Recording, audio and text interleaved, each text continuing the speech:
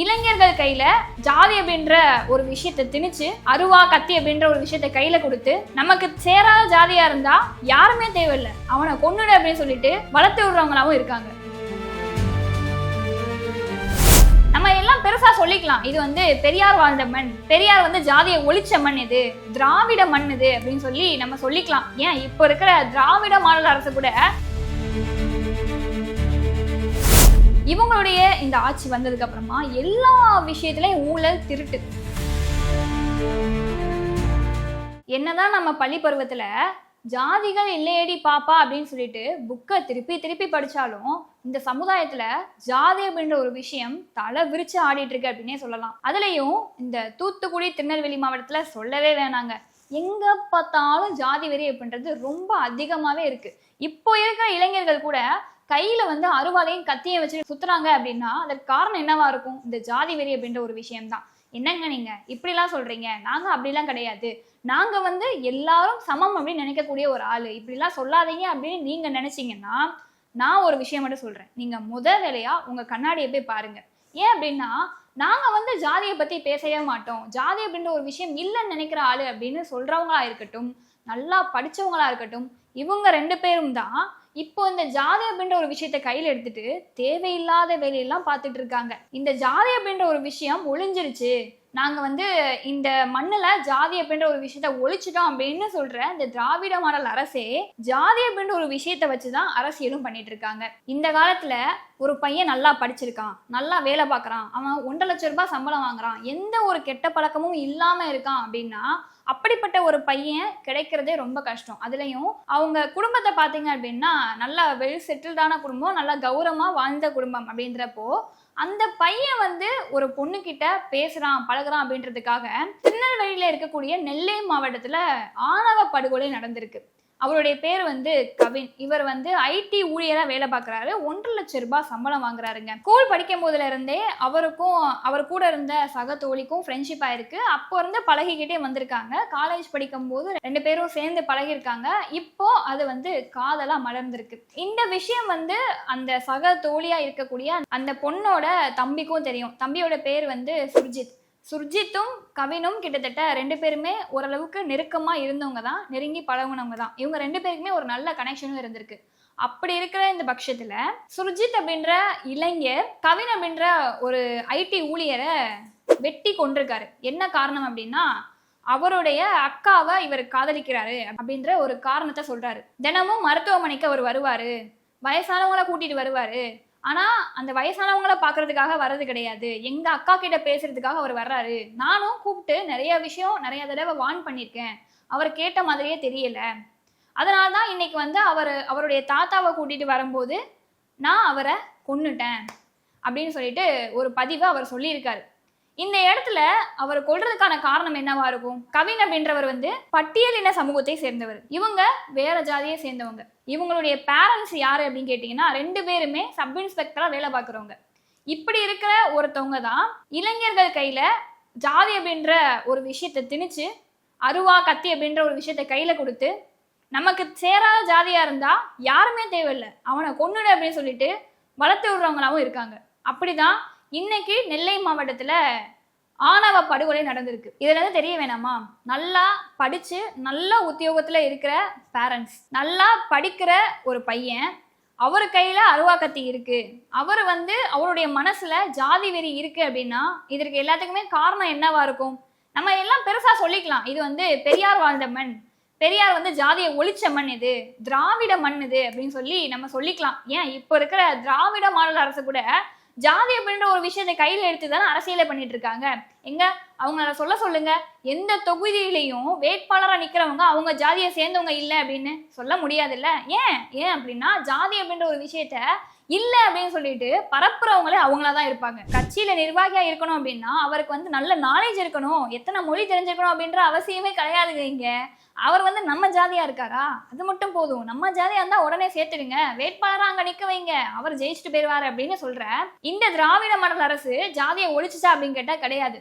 இன்னைக்கு இந்த மாதிரி ஆணவ படுகொலை நடந்திருக்கு, ஜாதி வெறி இளைஞர்களுக்குள்ள இவ்வளவு ஊறி போய் இருக்கு அப்படின்னா அதற்கு ஒரு முக்கிய காரணமா திராவிட மாடல் அரசும் அதுக்கு பின்னாடி இருக்கதான் செய்யுது. நம்ம சொல்லிக்கலாம் நாங்க வந்து பெரியார வந்து கொள்கை ரீதியா வச்சிருக்கோம் அப்படின்னு சொல்லிட்டு. ஆனா இன்னைக்கு வரைக்கும் உங்களால உங்களுடைய திமுகல வந்து உறுப்பினரா சேர்க்கணும் அப்படின்னா, உறுப்பினரா இருக்கணும் அப்படின்னாலும், நிர்வாகியா இருக்கணும் அப்படின்னாலும் உங்களுடைய ஜாதிக்கு மட்டும்தான் நீங்க முக்கியத்துவம் கொடுத்து அவங்கள மட்டும்தான் சேர்த்துட்டு இருக்கீங்க. ஜாதியே நாங்க ஒழிச்சிட்டோம், ஜாதி நாங்க பாக்குறதே இல்லை அப்படின்னா ஜாதிய கூட்டணி கட்சி மட்டும் உங்களுக்கு எதுக்கு?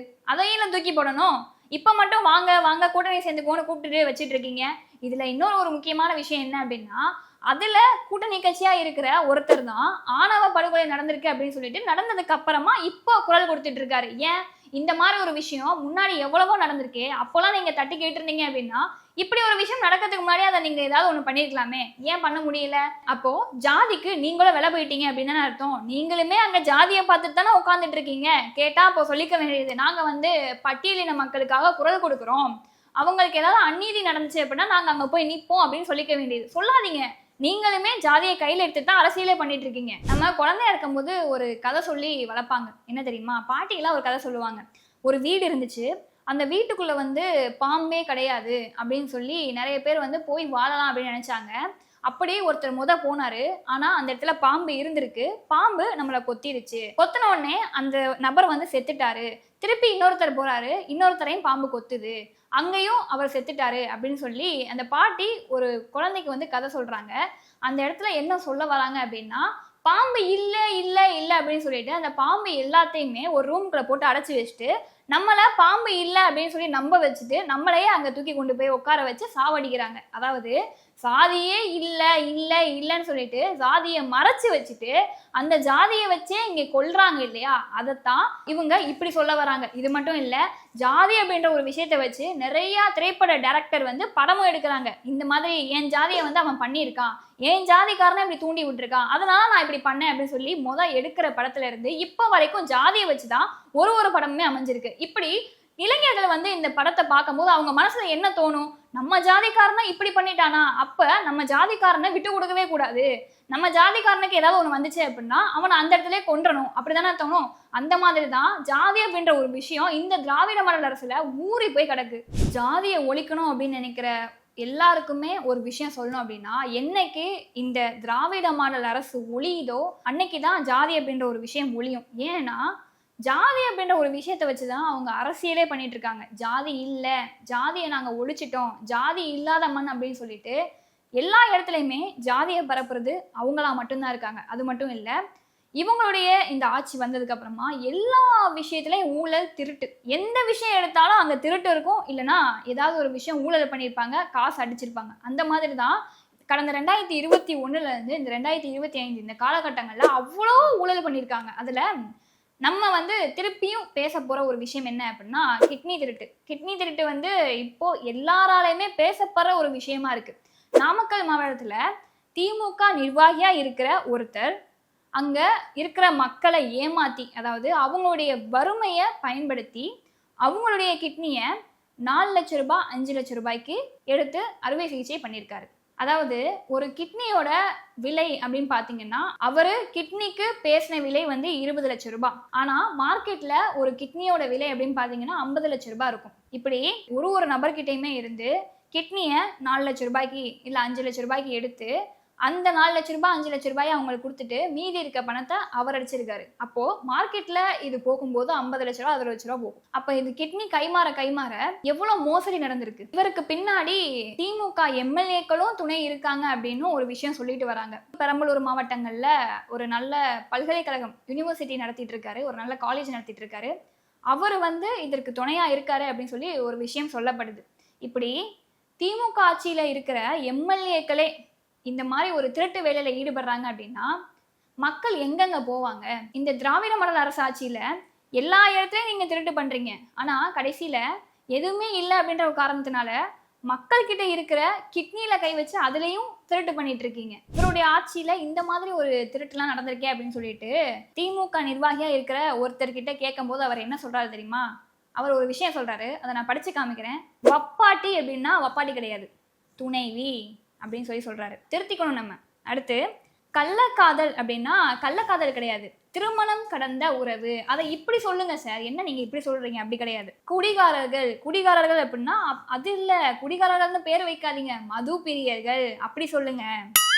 அதே மாதிரி மின் கட்டண உயர்வு, இதுல கொஞ்சம் திருத்தணும் அப்படின்ற மாதிரி மின் கட்டண திருத்தம் அப்படின்னு சொல்லி மாத்திருக்காரு. அதுதான் கடைசியா அவங்க பண்ண ஒரு ஊழல்ல கிட்னி திருட்டு அப்படின்ற ஒரு விஷயத்துக்கு கிட்னி முறைகேடு நடந்திருக்கு.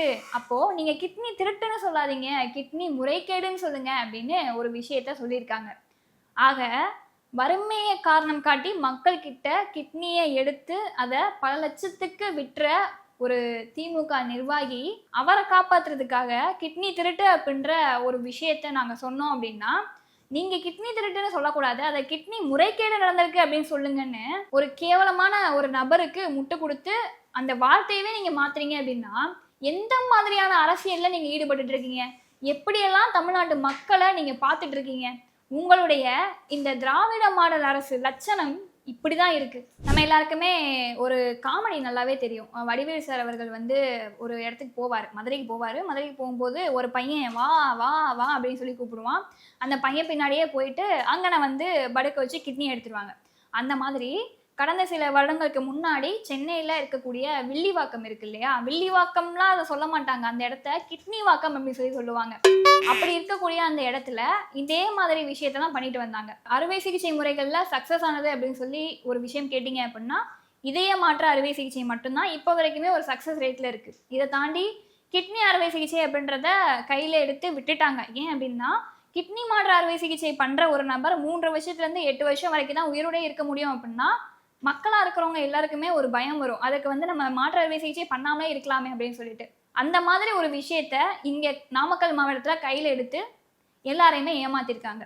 ஸோ இதனால இந்த திராவிட மாடல் அரசு என்னைக்கு தமிழ்நாட்டுல இருந்து ஒழியுதோ அன்னைக்கு தான் இந்த தமிழ்நாட்டுக்கே வந்து ஒரு விடுவுகால பிறக்கும் அப்படின்னே சொல்லலாம். ஏன்னா எல்லா விஷயத்துலையுமே ஊழல்ல இருந்து எல்லா இடத்துலையுமே ஜாதிய பரப்புல இருந்து அவங்க மட்டும்தான் பார்த்துட்டு இருக்காங்க. ஸோ இதே மாதிரி அடுத்தடுத்த பதிவுகளில் இன்னும் அடுத்தடுத்த அரசியல் விஷயங்கள் என்னென்ன இருக்கு அப்படின்றத தொடர்ந்து பார்ப்போம்.